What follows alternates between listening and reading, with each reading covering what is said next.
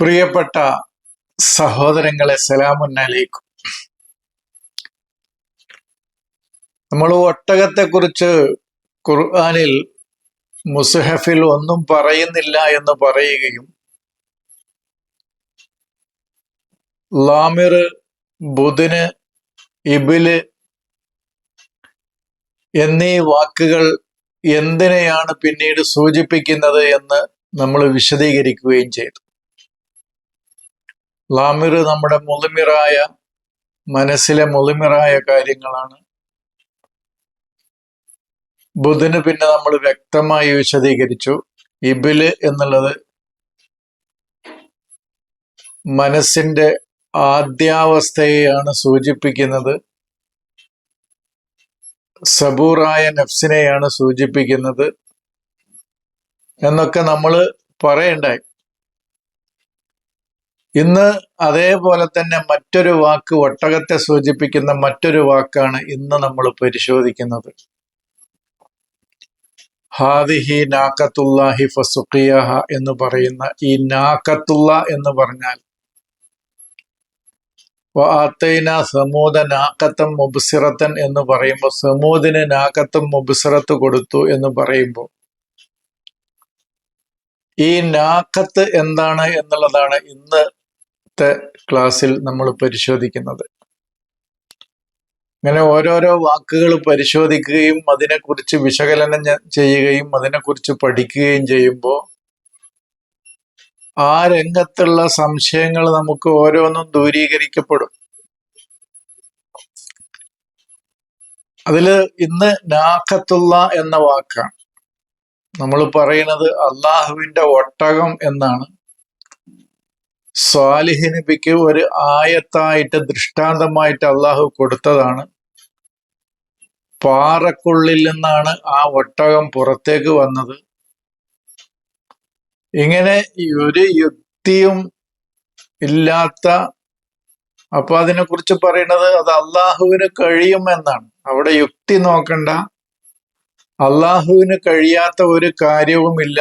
യുക്തിഭദ്രമായി കാര്യങ്ങളെ കാണേണ്ട ആവശ്യമില്ല. അത് യുക്തിവാദികളാണ് അങ്ങനെ ചെയ്യുക. മതവിശ്വാസികൾ അന്ധമായിട്ട് വിശ്വസിച്ചാൽ മതി. അത് അള്ളാഹു എങ്ങനെയാണ് പാറക്കുള്ളിൽ നിന്ന് ഒരു ഒട്ടകത്തെ പുറത്തേക്ക് കൊണ്ടുവന്നു എന്ന് ചോദിച്ചാൽ അതൊക്കെ അള്ളാഹുവിന് കഴിയുന്ന കാര്യങ്ങളാണ്, അതങ്ങ് വിശ്വസിച്ചാൽ മതി എന്നാണ് നമ്മളോട് പറഞ്ഞ് പഠിപ്പിക്കപ്പെട്ടത്. നാം പഠിപ്പിക്കപ്പെട്ടത് അങ്ങനെയാണ്. എന്നാൽ അതിന്റെ വൈജ്ഞാനികമായ ആശയപരമായ തലമാണ് ഇന്ന് നമ്മൾ പരിശോധിക്കുന്നത്. നാക്കത്തുള്ള എന്ന് പറയുന്നത് നഫ്സുൻ നഖിയായ, അതായത് പരിശുദ്ധമായ മനസ്സിനെയാണ് അവിടെ അള്ളാഹുവിന്റെ നാക്കത്ത്, അതായത് അവന്റെ സുനനുകളിലൂടെ സഞ്ചരിക്കുന്ന മനസ്സിനെയാണ് അവിടെ നാക്കത്തുള്ള എന്ന് പറയുന്നത്. പ്രത്യേകം മനസ്സിലാക്കുക എൻ്റെ സഹോദരങ്ങൾ. നാക്കത്തുല്ലാഹി എന്ന് പറയുമ്പോൾ അവന്റെ സുനനുകളിലൂടെ, അവന്റെ പ്രകൃതിയിലെ പ്രാപഞ്ചിക നിയമവ്യവസ്ഥകളിലൂടെ മുന്നോട്ട് പോയിക്കൊണ്ടിരിക്കുന്ന പരിശുദ്ധമായ മനസ്സിനെയാണ് നാക്കത്തുള്ള, നഖിയായ നഫ്സിനെയാണ് നാക്കത്തുള്ള എന്ന് പറയുന്നത്. അത് നമുക്കിടയിൽ ഇരുട്ടിനെ ഭയപ്പെടാത്ത, എന്നാൽ നൂറിനെ ഭയപ്പെടുന്ന, അതായത് അജ്ഞതയെയും ഇരുട്ടിനെയും സ്നേഹിക്കുന്ന ആളുകളുണ്ട് നമ്മുടെ ഉള്ളിൽ. അതാണ് സമൂദ് എന്ന് പറയുന്നത്. അവര് അള്ളാഹുവിന്റെ നൂറിനെ ദർശിക്കാനോ കാണാനോ മനസ്സിലാക്കാനോ തയ്യാറില്ലാത്ത ആളുകളാണ്. അത് സമൂദ് എന്നുള്ള വാക്ക് എന്തിനെയാണ് ഉദ്ദേശിക്കുന്നത് എന്ന് നമ്മളൊരു ക്ലാസ് തന്നെ യൂട്യൂബിൽ നമ്മുടെ ഈ ചാനലിൽ ഇട്ടിട്ടുണ്ട്. സമത എന്ന വാക്കിന്റെ അർത്ഥം എന്താണെന്ന് നമ്മൾ പറഞ്ഞിട്ടുണ്ട്. കണ്ണിന്റെ ഒരു തിമിരം, കണ്ണിന് ബാധിക്കുന്ന ഒരു രോഗമാണത് എന്നുള്ളത് നമ്മൾ പറഞ്ഞിട്ടുണ്ട്. അതാണ് അവര് ഇരുട്ടിനെയാണ് സ്നേഹിക്കുന്നത്, ഇരുട്ടിനെ ഭയപ്പെടാത്തവരാണ് അവര് എന്ന് നമ്മൾ സൂചിപ്പിക്കാനുള്ള കാരണം. അപ്പൊ പാറക്കുള്ളിൽ നിന്നാണ് അത് പുറത്തു വരുന്നത് എന്ന് പറഞ്ഞാൽ പാറ പോലെ ഉറച്ച മനസ്സാണത്. അതാണ് അത് സ്വാലിഹിനാണ് പിന്നെ കൊടുക്കുന്നത് എന്ന് നമ്മൾ മനസ്സിലാക്കുക. എന്താണ് സ്വാലിഹ്?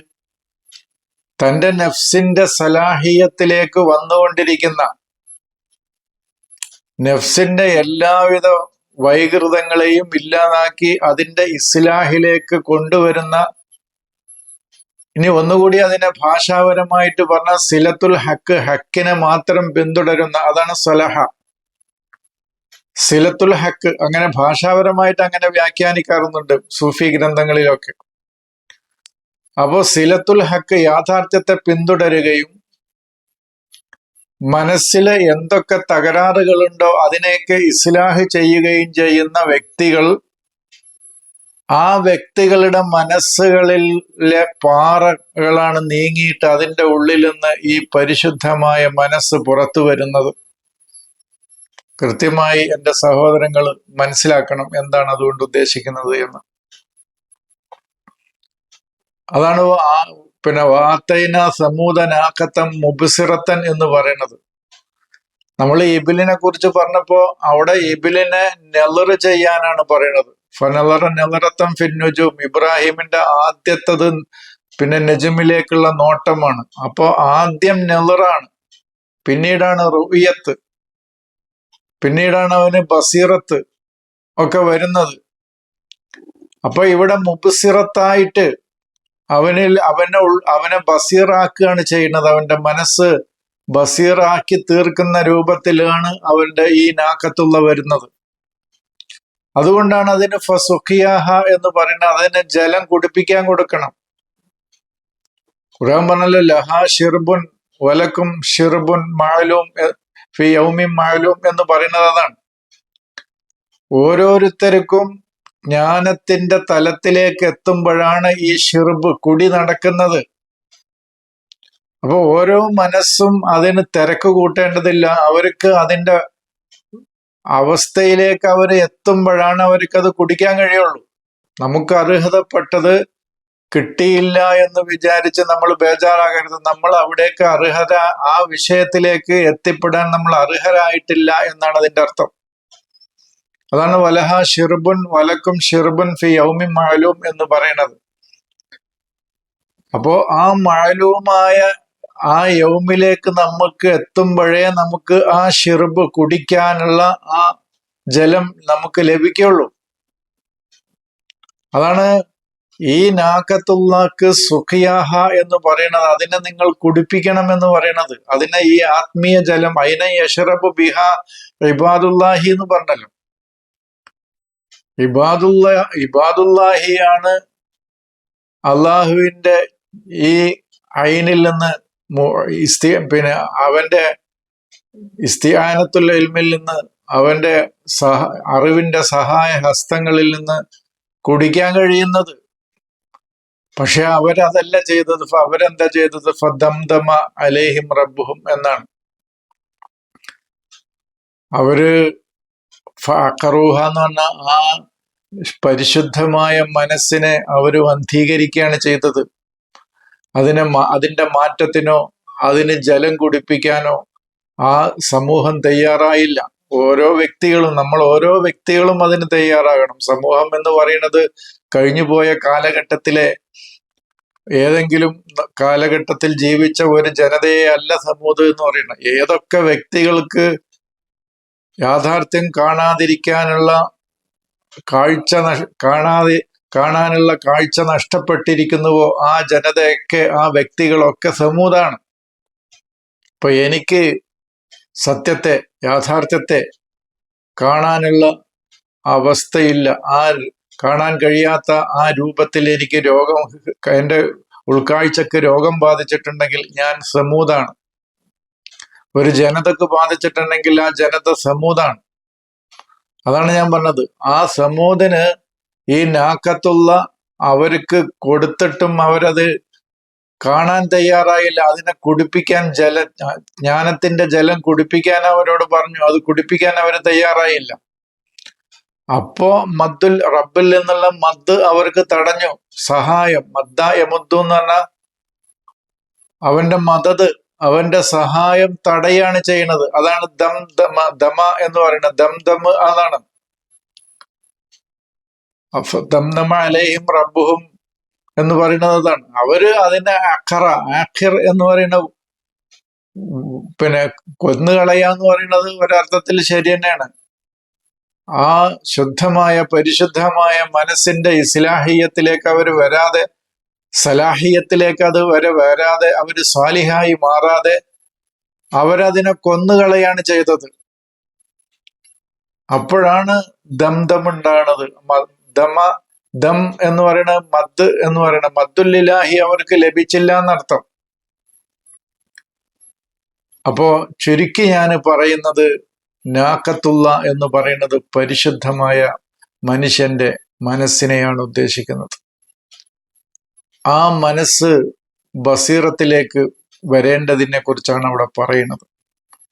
അത് ലലാമില് ഇരുട്ടിനെ, സമൂദിന്റെ ആളുകൾ ഇരുട്ടിലായിരുന്നു, അവർക്കാണ് ഈ മനസ്സിന്റെ പരിശുദ്ധിയുടെ വെളിച്ചം അവർക്ക് കാണിച്ചു കൊടുത്തത്.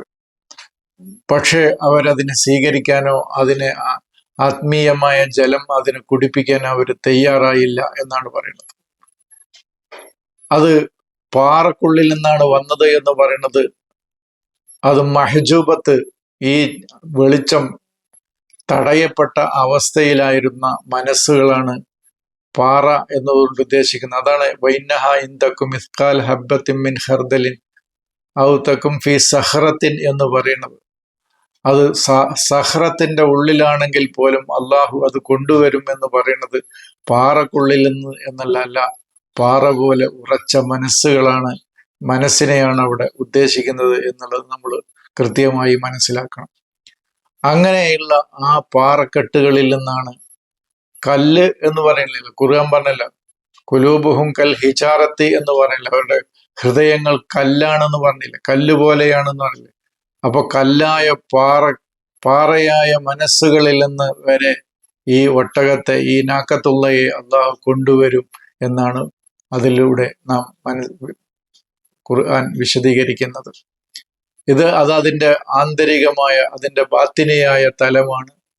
അതിന്റെ ബാഹ്യമായ തലം വിശ്വസിക്കുന്ന ആളുകൾക്ക് അങ്ങനെ വിശ്വസിക്കാം. ഒരു പാറയുടെ ഉള്ളിൽ നിന്ന് അള്ളാഹു സ്വാലിഹ് എന്ന് പറയുന്ന നബിക്ക് ഒരു ഒട്ടകത്തെ പുറത്തേക്ക് കൊണ്ടുവന്ന് ദൃഷ്ടാന്തമാക്കി കാണിച്ചു കൊടുത്തു. എന്നിട്ട് അതിന് വെള്ളം കൊടുക്കാൻ ആ ജനത സമൂദ് ഗോത്രത്തോട് പറഞ്ഞു. അവര് അതിനെ പിടിച്ച് അറുക്കുകയാണ് ചെയ്തത്. അപ്പോ അള്ളാഹു ഭീകരമായ ഒരു ശിക്ഷ അവർക്ക് കൊടുത്തു എന്ന അതിൻ്റെ ബാഹ്യമായ അർത്ഥം വേണ്ടവർക്ക് അത് സ്വീകരിക്കാം. നമ്മൾ അതിൻ്റെ ആന്തരികമായ തലമാണ് പരിശോധിച്ചത്. ഇത്രയും പറഞ്ഞതുകൊണ്ട് നാക്കത്തുള്ള എന്ന് പറയുന്നത് ഒട്ടകമാണോ എന്നുള്ളത് നമ്മൾ പരിശോധിച്ചു. ഇനി മറ്റൊരു വാക്കുമായിട്ട് ജമല് അതുപോലെയുള്ള വാക്കുകളുമായിട്ട് അടുത്ത ക്ലാസ്സുകളിലൂടെ നാം വരും. ഇൻഷാ അല്ലാഹ്. സലാം.